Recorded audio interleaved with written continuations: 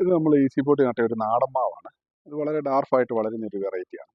അപ്പോൾ ഇത് നമ്മൾ ചെറിയ മാവല്ല, എന്ത് പ്ലാന്റും നമ്മൾ വലിയ ചട്ടി കൊണ്ടുപോയി വെക്കാതിരിക്കുക. ഇതിപ്പോൾ ഇതിൻ്റെ തൊട്ടടുത്ത സൈസിലോട്ട് നമ്മൾ റീപോർട്ട് ചെയ്യുക. നമ്മൾ തന്നെ എടുത്തിട്ട് എൻ്റെ തൊട്ട് വലിയ സൈസ് ചട്ടിയിലോട്ട് മാത്രം, ഡ്രമ്മിലോട്ട് വെക്കേണ്ട കാര്യമില്ല.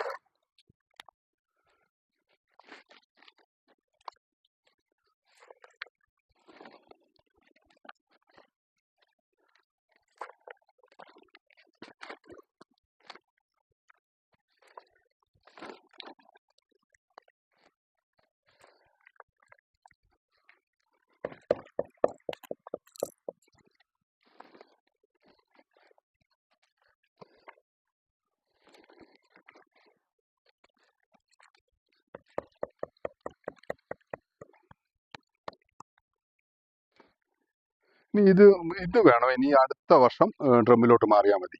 ഈ ഒരു വർഷം ഇതിനകത്ത് ഈ ചട്ടിക്കകത്ത് തന്നെ നന്നായിട്ട് വളർന്നു.